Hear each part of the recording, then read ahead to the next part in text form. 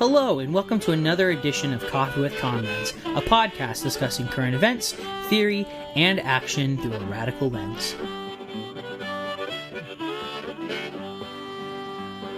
What's up, y'all? We are back with another episode of Coffee with Comrades, our first of 2020, and boy, have we got a show for you today. But before we get there, a couple quick announcements. As longtime listeners of the show already know, Coffee with Comrades is a proud affiliate of Rev Left Radio Federation and a member of the Channel Zero Network. 2020 is going to be a big year for the CZN, and we're working hard to create a powerful platform to voice poignant programming at this crucial juncture in human history. I seriously can't wait to see what comes from the CZN in the weeks, months, and years ahead. So, to that end, check out this jingle from our comrades on the Channel Zero Network. We are at war! The Soulcast is a twice-a-month anarchist podcast hosted by North American rap artist Soul. It's a podcast about revolutionary politics from an anarchist perspective. Every month I interview academics, journalists, revolutionaries, quote-unquote activists, artists, musicians, and really anything that I find interesting. I never got to go to college, so this, I guess, is my cheat sheet. So anybody who wants to learn, you can learn with me. Subscribe in iTunes at tinyurl.com/Soulcast and check it out on the Channel Zero Podcast Network. We are at war! Second, if you haven't already heard through the grapevine, we've got stickers. There are 3 different designs, and you can pick one up for 2 or 3 for 5. Just shoot us an email at coffeewithcomrades@gmail.com with your name and mailing address, and we'll ship them out to you pronto. Lastly, Coffee with Comrades is an independent media project run by workers for workers. If you dig the content we create, please consider signing up to support this program by going to www.patreon.com/coffeewithcomrades and becoming a sustaining member of this podcast. We put out a bi-monthly zine, Cold Brew Chronicles, and have a whole bunch of perks for folks who sign up. We'd love to have you. Alright, with that out of the way, today's edition of Coffee with Comrades is all about public education in the state of Florida. We're releasing this episode at a critical time in labor organizing here in Florida, as there is a massive rally happening this upcoming Monday, January 13th, 2020, at the Florida Capitol. A diverse intersectional coalition is banding together to turn the screws on the Florida Senate and demand the legislature fund our future. I'm really proud to be a member of the Graduate Assistants United, a union for graduate assistants and TAs here at the Florida State University, and over the winter break we've been directly engaged in organizing this rally, and, more importantly, the enduring coalition that it represents. If you live in the state of Florida or the surrounding region and you care at all about the future of public education in this country, I'd urge you to come out January 13th, 2020 at 12 p.m. We're meeting at the Westcott Fountain on FSU's campus, and we'll be marching from there. At any rate, thank you for listening, and I hope you enjoy episode 67 of Coffee with Comrades, A Future Worth Fighting For. Brothers and sisters, wake up, this is class 4. Fuck asking nicely, it's time to take back what is yours. They took what we worked for, kept us divided. They knew that we would crush them if we ever united. Now's the time to make a stand. The best things in life are free, and the best thing for the left is unity. If there's one thing that we can all agree, the best thing is death to the bourgeoisie.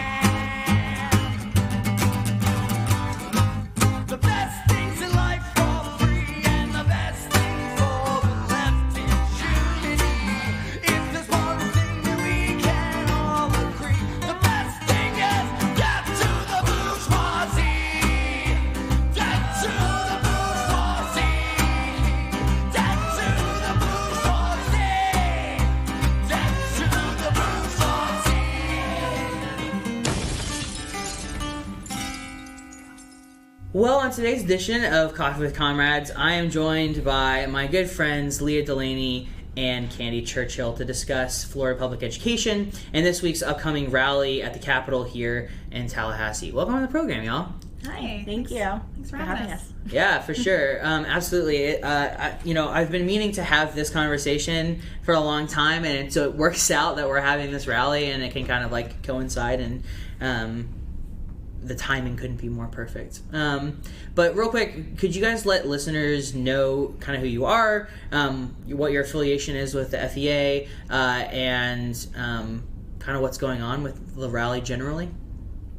Sure. Do you want to start? Yeah, so my name is Leah Delaney, and I am a graduate student at Florida State, and I am on the executive committee for our Graduate Assistants Union, our GAU, that represents all of the graduate assistants at Florida State.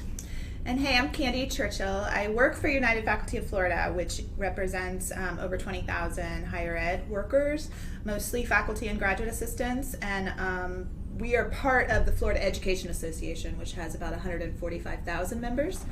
So this rally, in a nutshell, is an attempt to kind of put the public back in public education. Right. And honestly, the movement back in the labor movement, which is something that Labor Notes says that we haven't been doing in a while. I mean, we're always busy with our bargaining and following these terrible bills, and everyone is working so hard to do the best they can for their members and their students, but we don't proactively fight in a collective spirit as much as I think we should. So Totally. This is a chance to remind the politicians who they work for.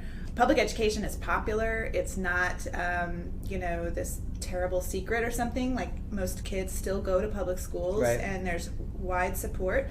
So it's time to demand what our students need, what our kids need, what our college students need. So that's the idea, is to reset the agenda and really fight for public education. And it's interesting you mentioned like this idea of putting the movement back in the labor movement, because it seems that so often labor is entirely alienated from like the community that it's actually in so many ways, and I think that that's especially true like in academia, where it's very insular. Like, people get into the ivory tower mindset where it's just like, I'm just gonna keep my head down and do my research. And I think that not only is it like really a disservice to ourselves and to our community when we do that, but it also cripples our ability to actually like effectively organize and pressure the levers of power in a way that actually like will serve not just workers themselves, but also like our larger community, which is one of the reasons why I'm really excited about this event in particular, because it's surprisingly militant, which is awesome, and also like genuinely like invested in being like intersectional and multi-tendency, which I think is really, really rad. Yeah, I think you hit it really strong with the idea of academia and this being in this ivory tower. I think there's a huge disconnect even from like Florida State and the community that we're a part of. The fact that we're a part of the capital city in Florida, and education is huge in the state of Florida because so much has been going on with that. And I think this rally in particular has been a way for us to to connect our graduate assistants with the larger community, and realizing that while we are in higher ed, we still are a public school, and so we still need to care about public education, and that public ed does not end at K-12. Right. And so making them aware that this impacts all of us, and it's for everyone, us included, but also to start caring about those that come before us. Yeah. Well said. Well, obviously I want to spend a good chunk of time talking about the rally itself and kind of what we're planning for it. But before we really get there, we kind of have to place ourselves in this specific historical context, specifically here in Tallahassee, which is like a notoriously segregated city, a notoriously kind of like... I would say racialized city in many ways, and so it's kind of interesting to think about the different ways that this particular moment in not only labor organizing, but also like within the like overarching context of like the history of Florida is situated. And so, I guess my first question for y'all is, for listeners who aren't aware, I was wondering if we could maybe talk about the various branches of the FEA, the Florida Education Association, and how they link up together, because I think a lot of times that can be kind of opaque, and there's like a word salad or alphabet soup kind of floating around with all the acronyms, and so kind of elucidating that, I think at the outset of the conversation would probably be helpful. I'd be happy to take that one since I work for FEA. I like to picture it as like a family with branches of the tree, and the most important is the family that you are with every single day and the people you're closest to, some chosen, right? And so Graduate Assistants United is really its own union run by the members of Graduate Assistants United at FSU. You work for each other as a mutual aid and trying to get better benefits and fight fee waivers. So that's the most local level. At FSU, we also have the faculty are unionized, and that includes specialized faculty, tenured faculty, lab, all kinds of scientists and researchers. And so those are two different chapters within United Faculty of Florida. And then if you kind of go up our family tree, United Faculty of Florida is a statewide union. So we have chapters all over the place. And we actually have 6 new unions because people want to organize and people are standing up for themselves, especially in Florida. I mean, no other state has the kind of growth that we're seeing. Unless you're just talking about population growth. Like we have actual, people seeking out union representation. So UFF is all over the state. We have every university as far as the full line faculty. SEIU, the Service Employees International Union, represents the adjuncts. So they're starting to organize around the state adjuncts. So if you added up UFF units and the new adjunct units, Florida's a really hotbed for higher ed unionism.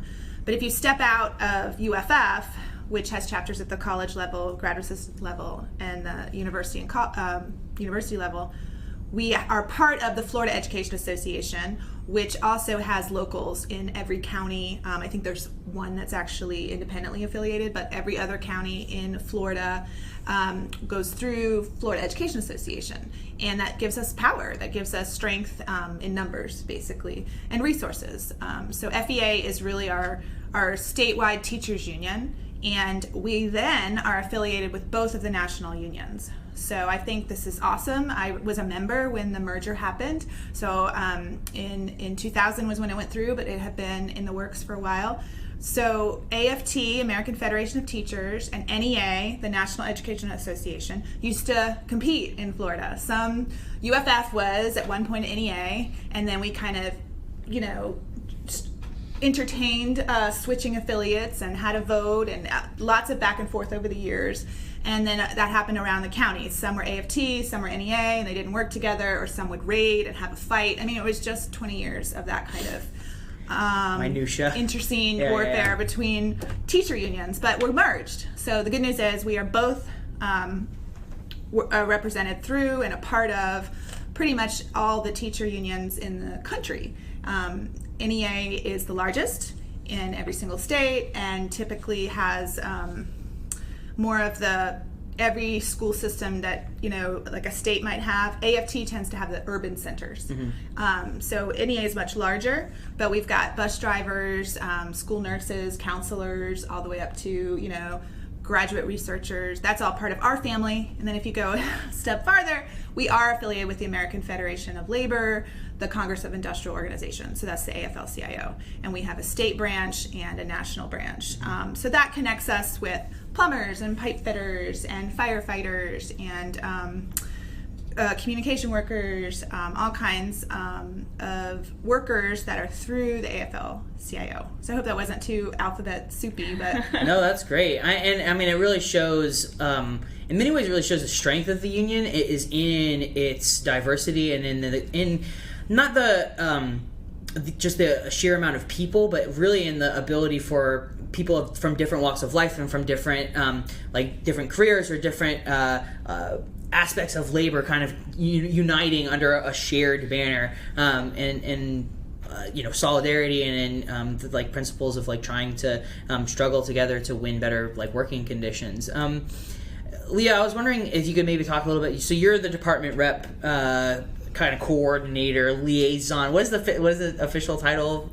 Vice President of Membership. Vice President of Membership, very official. Can you talk a little bit about, like, the structure of GAU itself? Because Candi just did a really great job of talking about the sort of overarching branch of families as you described it. But what about, like, on a sort of micro scale? What does the GAU look like? So what I would say is that we are FSU, GAU, and like Candi was talking about, there are different GAUs at different universities in the state of Florida. UF has one, and of course FAMU has one, which is right across from us, and so we work closely with them as well. But at Florida State, on our kind of micro level, we represent roughly 2,500 GAs at Florida State, and of those, we have about 20% that are members of our union.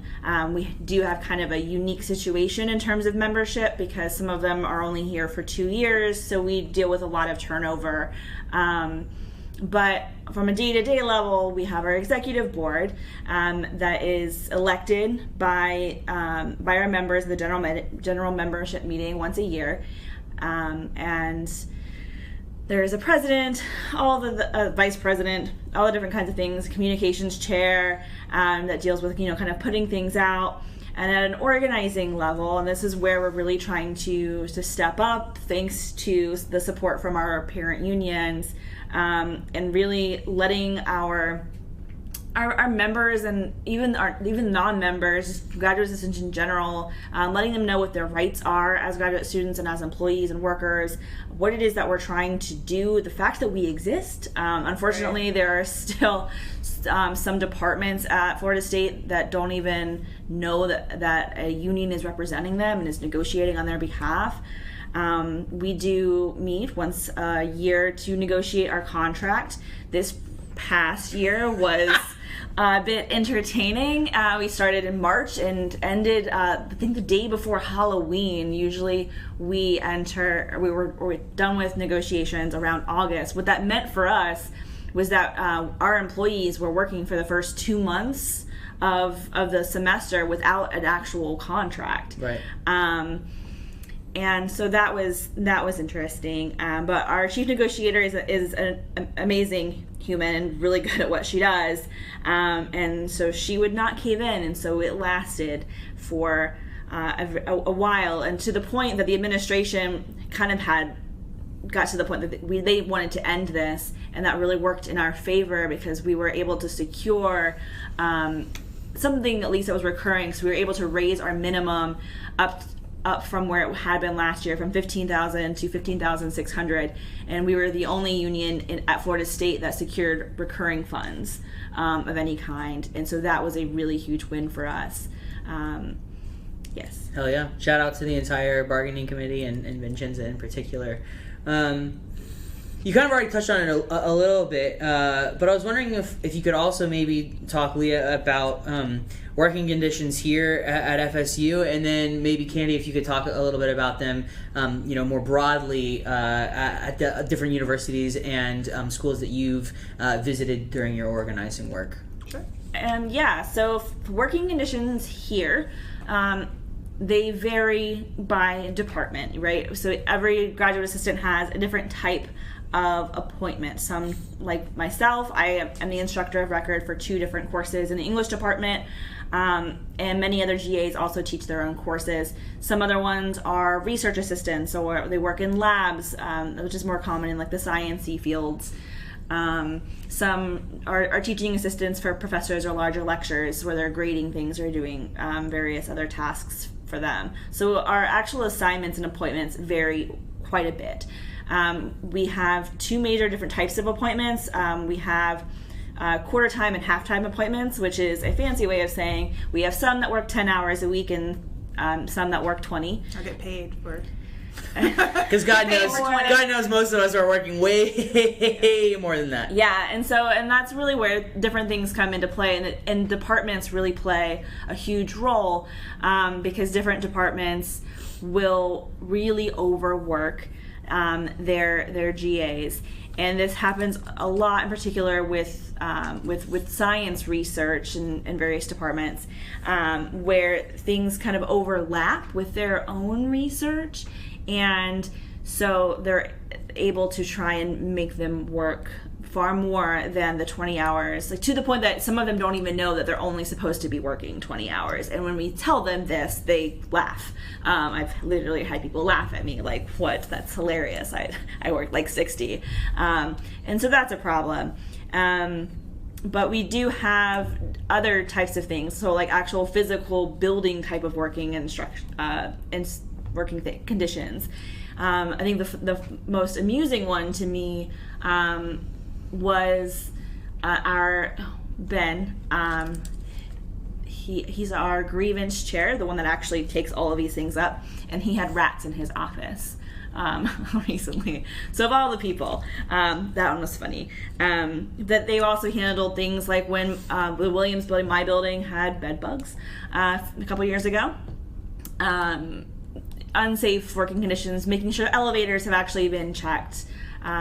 When things are going on between perhaps a professor or an advisor and a student, where they maybe are being treated unfairly for something, the union's going to step in there. It's when you're representing such a wide variety of people and so many people, when we don't have as much access to them as we would like, because the institution of Florida State does not give us like the names of who all is in our bargaining unit. They don't give us how many we actually have. Yeah, there's a lot of legwork required. There's a lot of legwork required, so we don't always know everything that's going on, but those are some of the things. Leah, what would you say, like, your top thing you'd want to improve about working at FSU? My top thing, so this wouldn't apply necessarily for me, but one of the things that has really, really peeved me and irritated me is that within departments, people doing the same work make different dollar amounts. Mm-hmm. And unfortunately, because they're all making at least the minimum, it's not a violation of our contract. But the discrepancies sometimes are huge. Yeah. There's one department in particular where... Art history. I wasn't going to name it, but yes. I was going to. Listen, I'm throwing stones, dude. Stone throwing time. It's your podcast. Yes. There was two different students that were on a 10-hour-a-week appointment, and one literally made double what the other one did. Yeah, I was there for that conversation. That was wild. And... that sometimes depends on like what year they come in, but their actual assistantships are not the same, and so I think that is the one thing that I would like for us to be able to get into better. Oh, and one other thing that's kind of related, there are other departments in music. Since we're throwing out departments, the music department is really known for kind of shaving off weeks of work.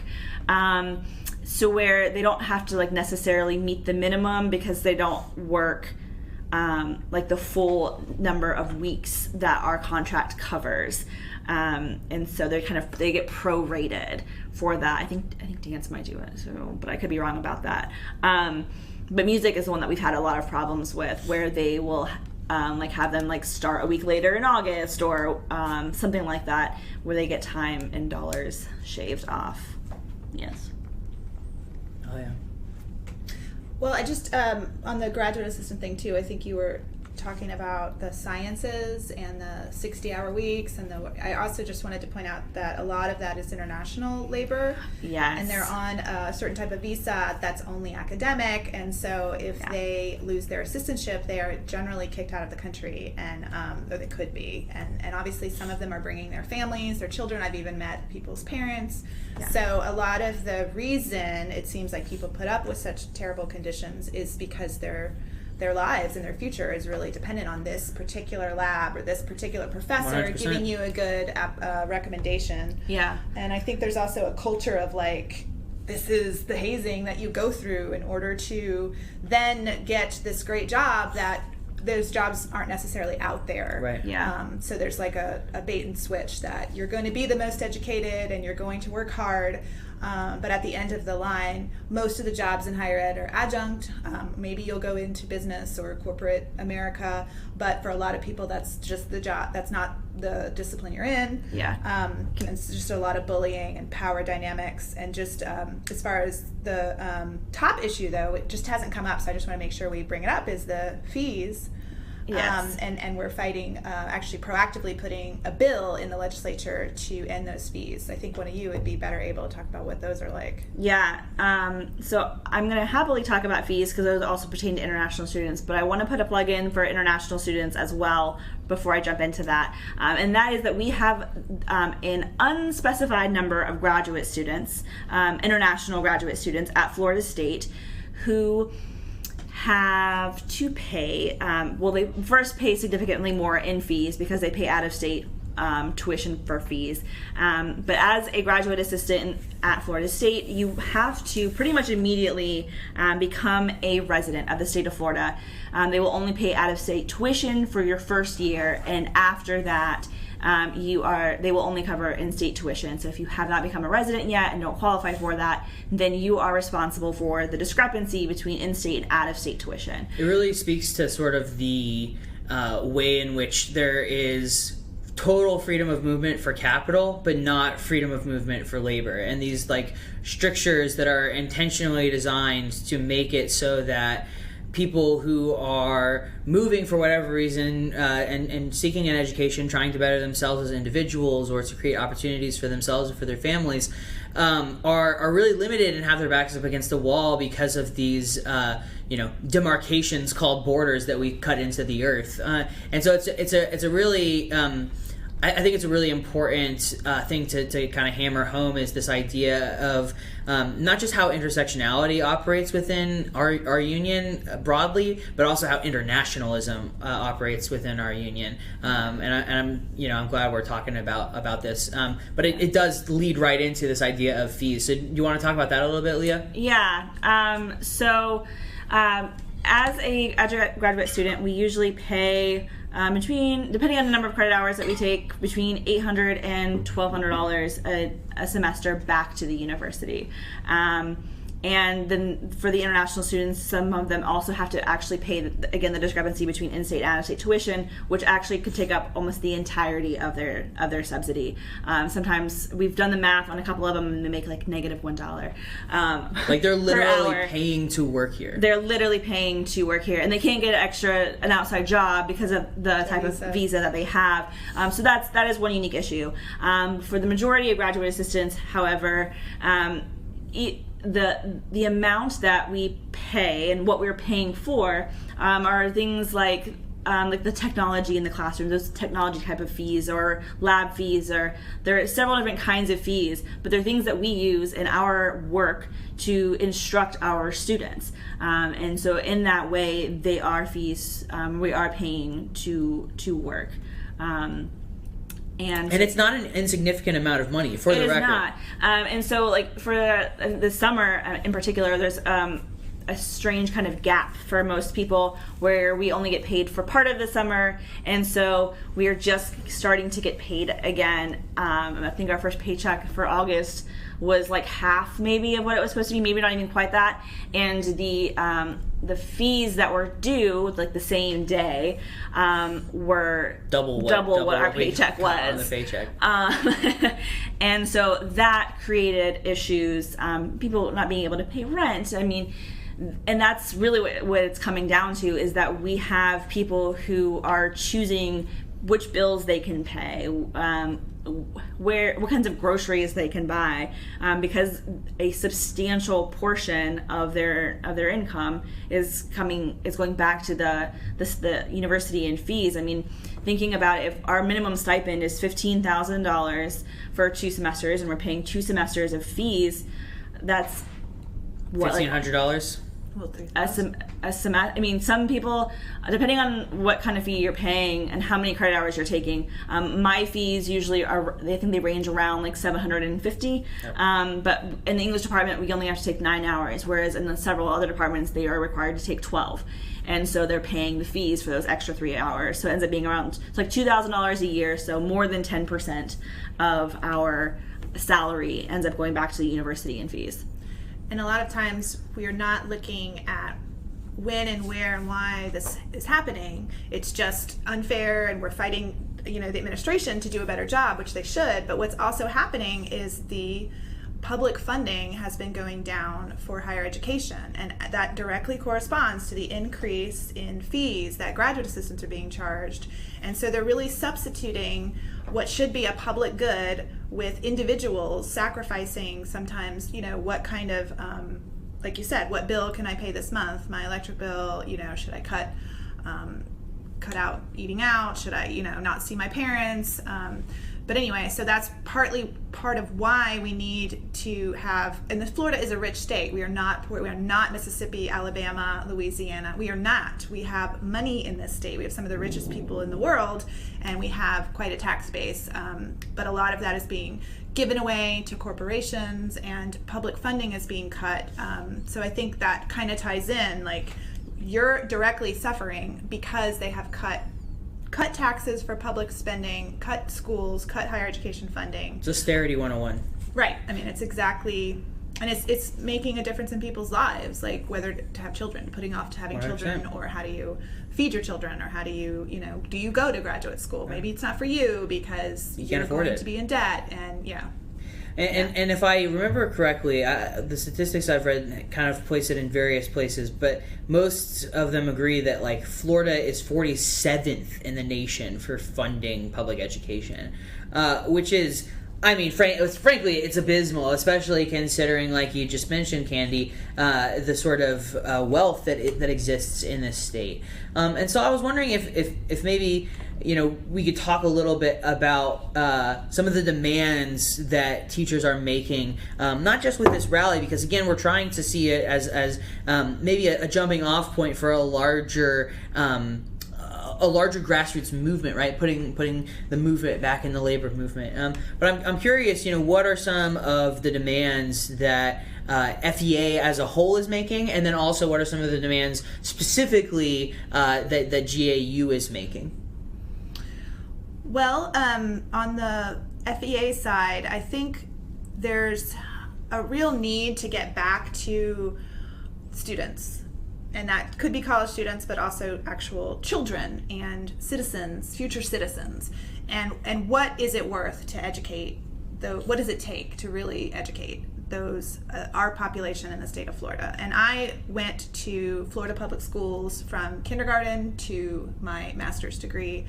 And when I started Florida, I was in the top district. It was Broward County, and we were we were one of the top states. I mean, we were still fighting, but we were good. We had a good education system. That was something that Florida was proud of.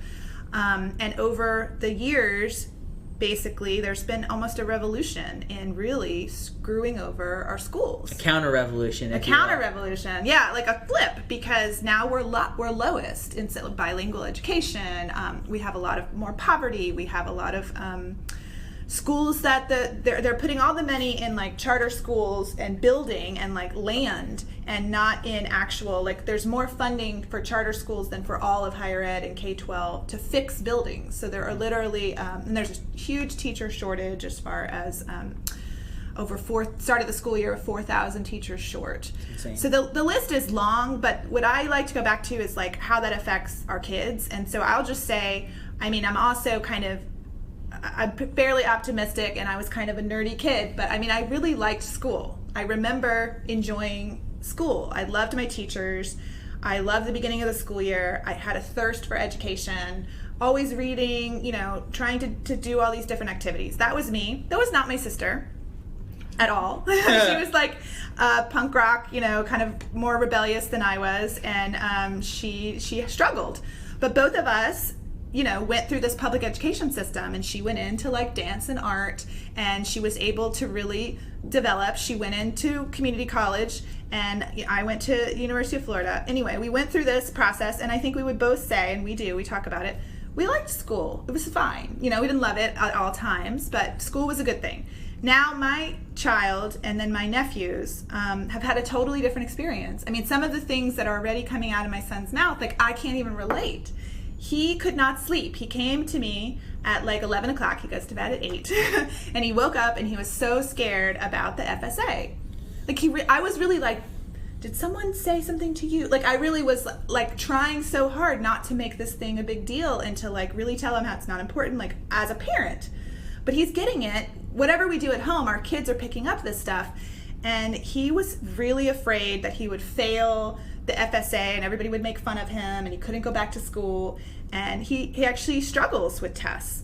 And here's a kid who is like almost obsessive about learning. If he's into something, he's like the PhD in it, right? Like dinosaurs, totally about dinosaurs. He'll like tell you every breakdown and what they eat and what, I don't know, what part of history they were from. Totally obsessed with like reading and loving school and all of that. But he's afraid of these tests when they come around. And my nephew, two of my nephews, I won't say everything, but one of the things that my nephew said recently was that he hates his school. And I tried to say, well, who do you like? What do you like?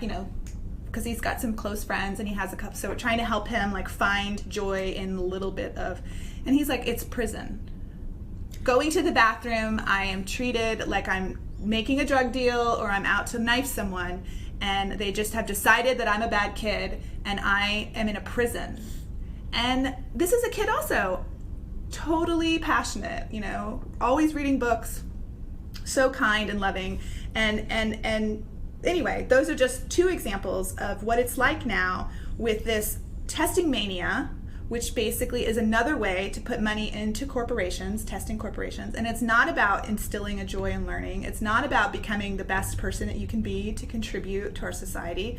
And then my nephew, who has a lot to offer and is basically treated like a criminal, like get ready for juvie because they just decided he's poor or he's not smart enough or and so those are just some examples in my life that like hurt me because I think that teachers are amazing and doing really the best they can with limited resources, and what's happening is resources are being shifted away from kids and education. Yeah.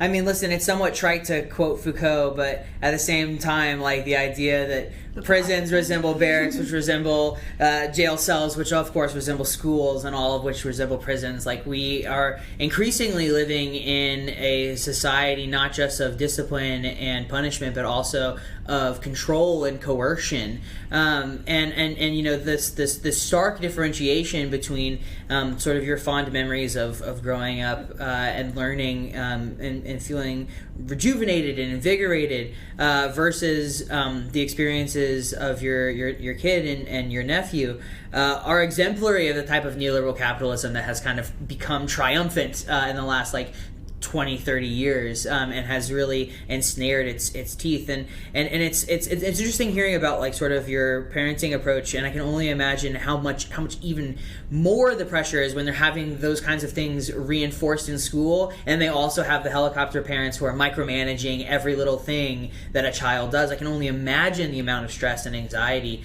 that induces in a child. So yeah, just wild. Leah, could you talk a little bit about, kind of your kind of vision of what it is that GAU is kind of demanding and hoping to see in this, come out of this movement that we're building together? Well, coming out of the movement, I was thinking more our actual demands, yeah, totally, in terms of our negotiation type of things. I think one of the bigger things that our current chief negotiator is really passionate about is our insurance. So speaking of kids, we have graduate assistants who have kids. Not a ton of them, but they very much exist. I mean, one of our fellow English graduate assistants has 4, and a few years ago, they unilaterally cut dependent coverage and did not offer it. And so we have worked to get that back. We're going to be working to try and continue to make things more affordable in terms of insurance. That is something we're really passionate about. But the fees is really huge for us. I think that we have not been successful in terms of demanding those from the administration, and they have continuously kind of had the mindset of, well, we're up against the wall because this is coming from the state. Well, now we're going to the state. And so we are really, really excited about the fact that FEA is putting so much effort into making this happen for us, because while it is important for us at FSU, and I mean, Candi, you could probably talk a little bit about what UF has done in terms of their fee structure and what they were able to bargain with, but we have not been successful. But if this bill passes through the state of Florida, then that would affect not just us, but every graduate assistant in the state of Florida. And so in that way, our demands are going much, much further, like beyond ourselves, which I think is really huge.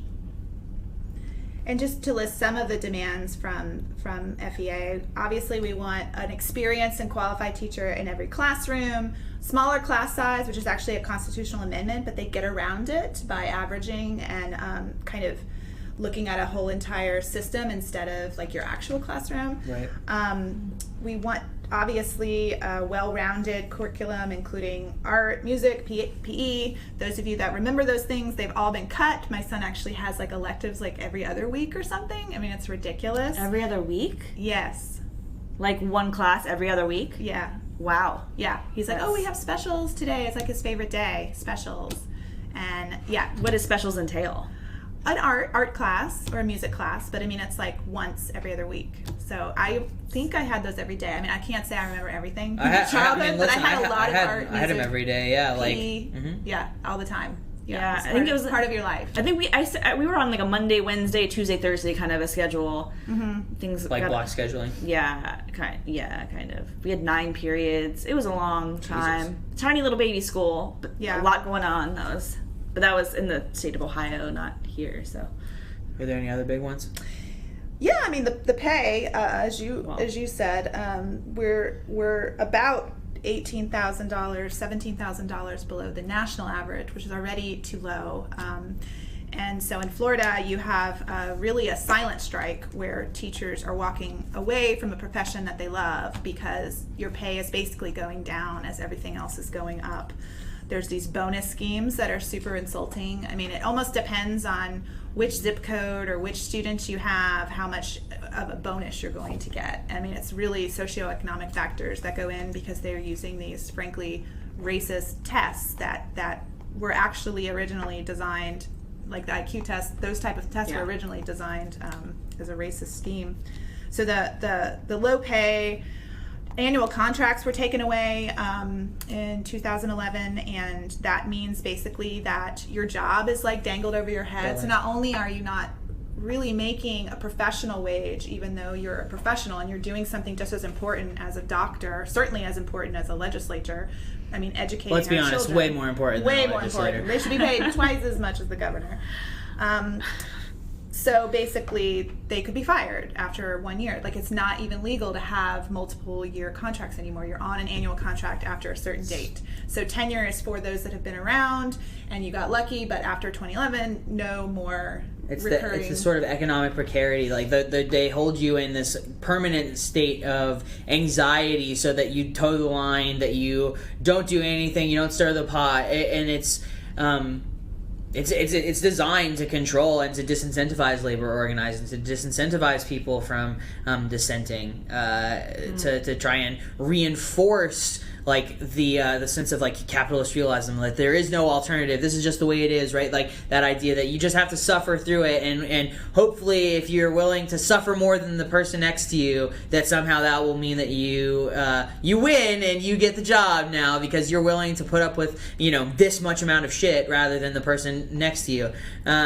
It's wild, and then it's interesting too because you mentioned Candi. You mentioned the silent strike, and I think that's a really again a really telling thing about the state of Florida in particular because for listeners who aren't aware, like Florida is a right to work state, which means that you are not allowed to go on strike. And this is something that people talk about all the time, and we've seen like waves of labor organizing over the last couple of years.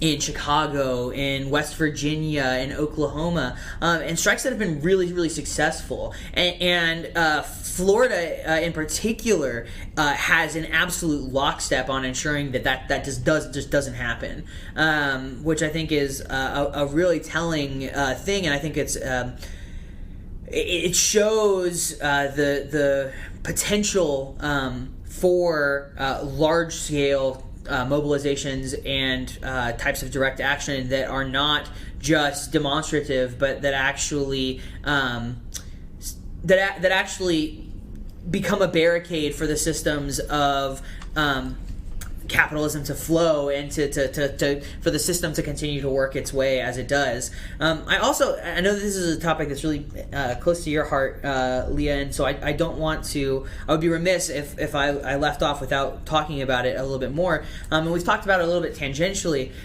but Tallahassee is historically and currently one of the most segregated cities in the South.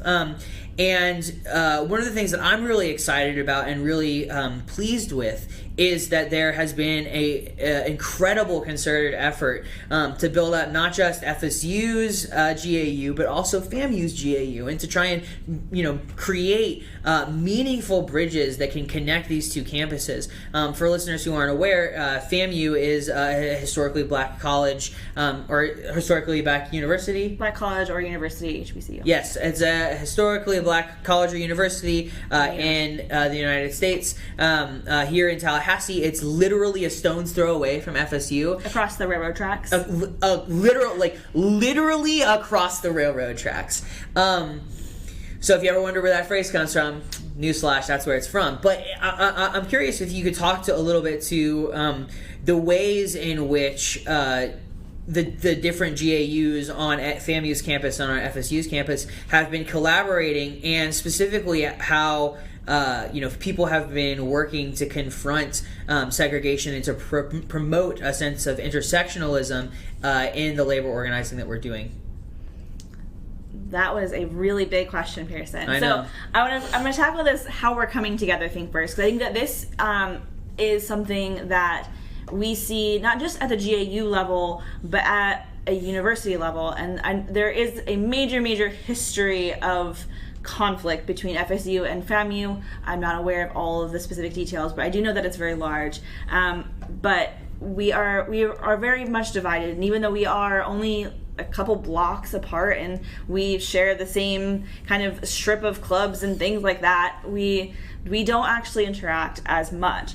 And with GAU, there has been very much a concerted effort to overlap, to kind of borrow one another for different events and organizing efforts. So, like, for example, when we have major meetings, for example, the rally tomorrow night that we're having, we're going to have our FAMU GAU members and colleagues come over to that meeting. And we have, at FSU, have gone over for their, like, orientations and things like that, because their GAU is significantly smaller. They represent quite a few less. And Candi probably could say how many. I think it's about 200. Yeah, they represent about 200 people, and so it is significantly smaller, and so their demands look a lot different than ours, and so just kind of working to help each other build, help each other spread the word, and being able to use our collective efforts to create dialogues throughout the community, and reaching out.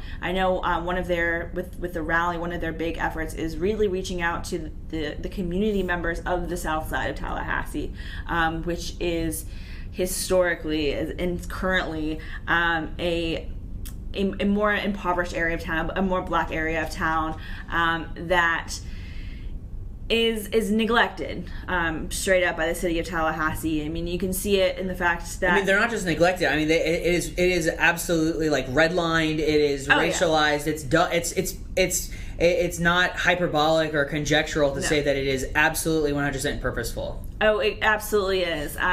And I mean, I've had a professor who's very, very passionate about Publix, of all things, and had literally every single class I had with her last semester, she mentioned at least once the fact that Publix would not put in a Publix down there, and that instead Piggly Wiggly went in. Publix, for the record, for folks who aren't from Florida, is a supermarket chain, a grocery store chain, and it sounds like public if people aren't aware, but it's Publix with an X. But yeah, continue. Yeah, and so, I mean, just things like that, just access to things like food. Or as soon as you cross over, it's a different world. Very, very much so.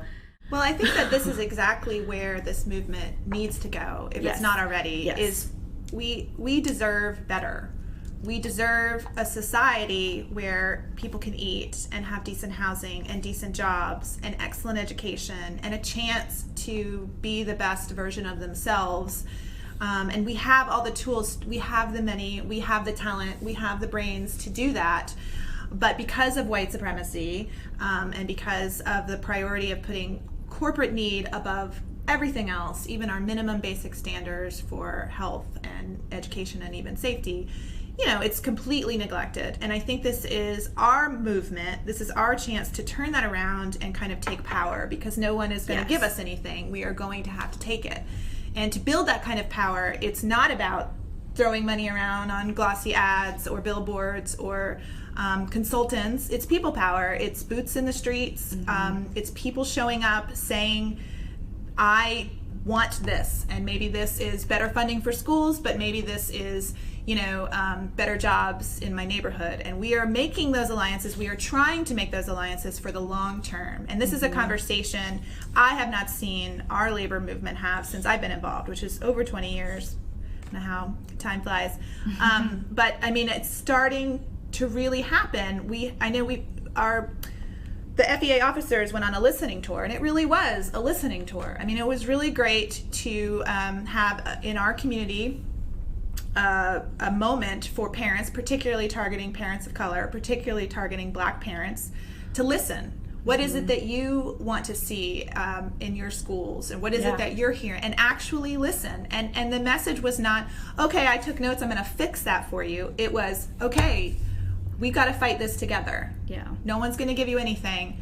We need you, not just to rally, but to build an organization, to get parents together, to really build a movement for the kind of society we need. This is a lot bigger, and I think there's room for optimism. Yeah. We have seen over this last, just thinking about how we're entering the 20s, we have seen over these last 10 years movements that are very reminiscent of the 60s or some of the 30s.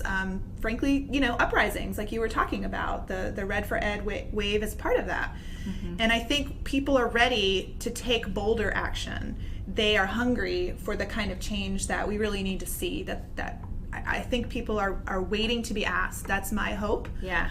And I've seen it happen over and over, where people who didn't really think they could make a difference kind of own their own agency and feel like, no, I can make a difference. I can fight this, and I can organize 5 other people to fight this with me, and it matters. We matter. Yeah. I think kind of going off of that, I had the wonderful opportunity this past summer Florida State has a program that they call CARE, and they over the summer do some college prep with high school students, and there's 2 counties in particular. They do Gadsden County, which is just outside a rock's throw from where we are in Tallahassee. Some of them technically live in Tallahassee, but we're right on that border. And Gadsden County is a much more rural and underfunded county. And they also bring in kids from Duval County, which is Jacksonville, Florida.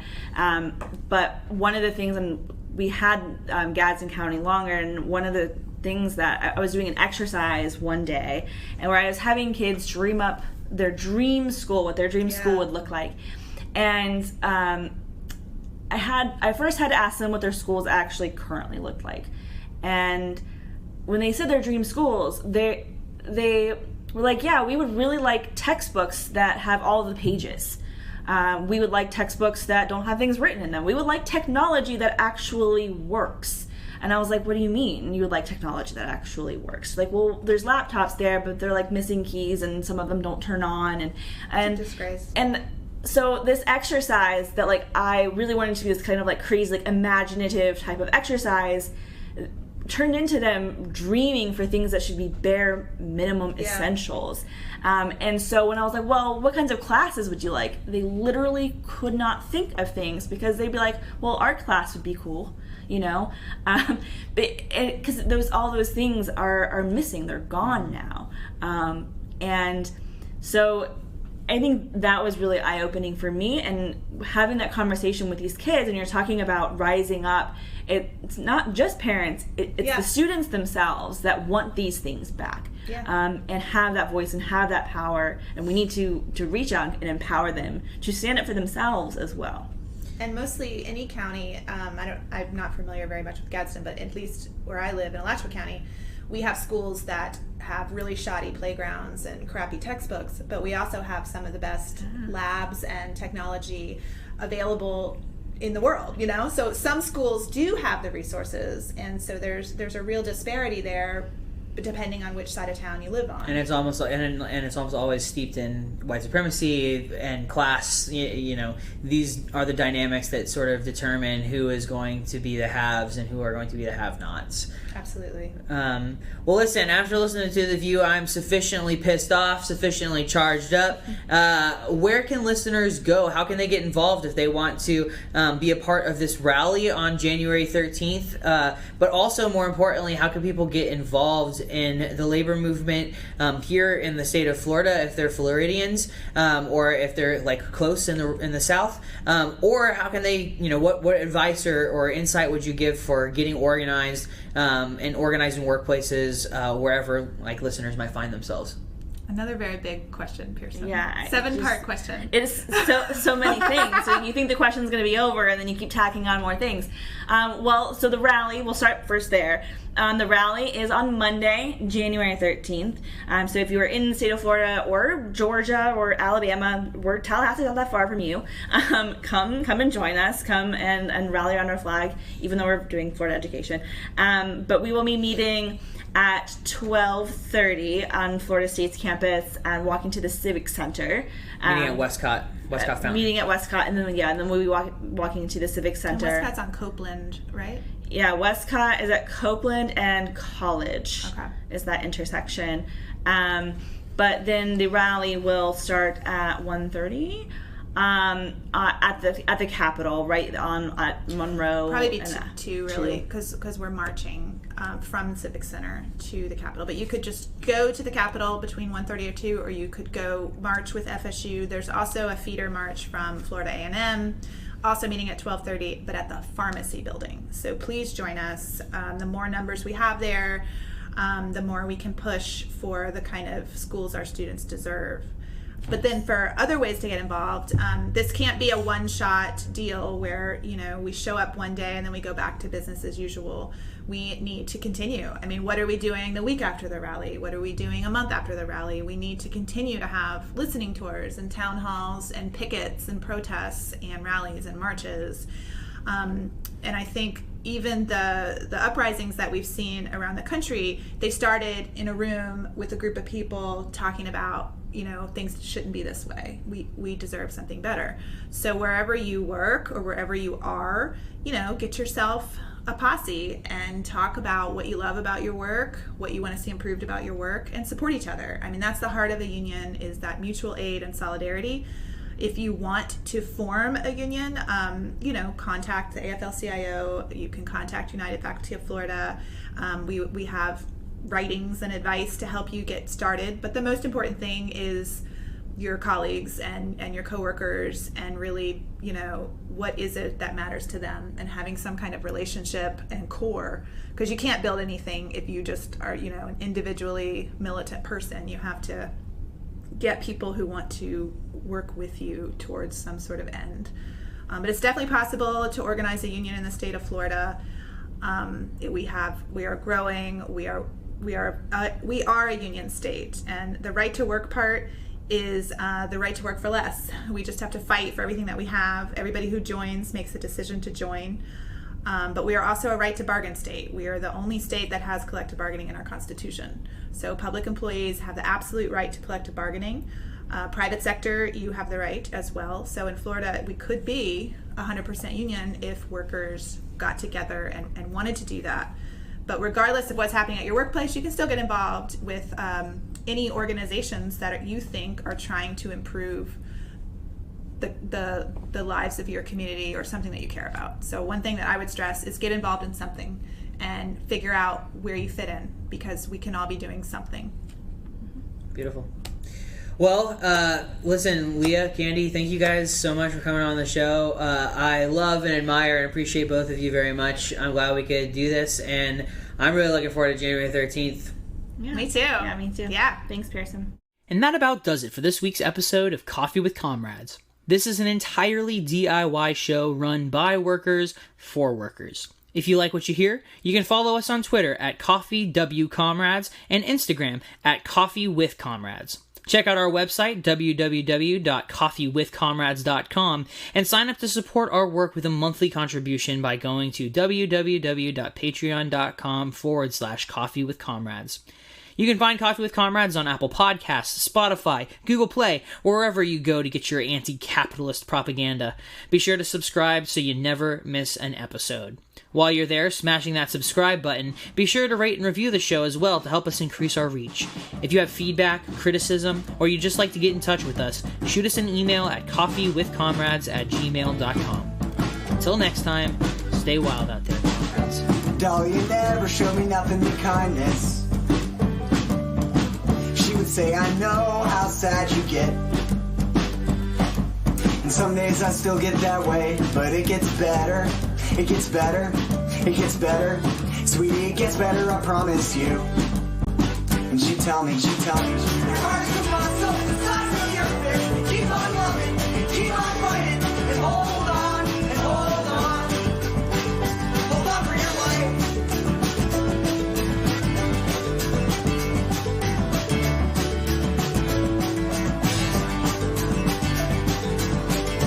Ian built a cabin in the woods to live in. For years terrifying noises kept him up at night with a 12 gauge under his pillow. He's living in Boston now, going to art school. I forgive him, hell, I'll admit it, I'm proud of him. Serena's an architect and a carpenter. She's such a feminist, she says she isn't one. It's goddamn, my gender shouldn't matter. Motorcycle glide through the streets of Providence. Down to the warehouse district. The paint job isn't stunning as her knowledge of medieval building techniques. Your heart is a muscle, the size of your fist. Keep on loving, keep on fighting, and hold on, and hold on. Hold on for your life.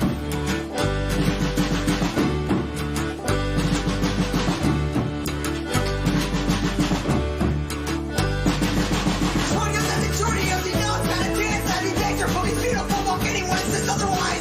God, I love you and you made me glad to be alive. I promise that I'm gonna pay you back. You always know how funny everything is, even when I'm so serious. That's gonna be the death of me, like the time that our friend Chuck came over to our house. He said he needed somebody to take care of his pets, 'cause he was going out of town. I asked him where, and he said New Mexico. I asked if I could get a ride. He said no, you don't want to follow me. Where is I'm going? He backed out of the driveway. It was the last time we saw him, 'cause he drove straight to his parents' cabin and put a bullet in his head. Your heart is a muscle, the size of your fist. Keep on loving, keep on fighting, and hold on, and hold on. Hold on for your life, for your life, for your life. Your heart is a muscle, the size of your fist. Keep on loving.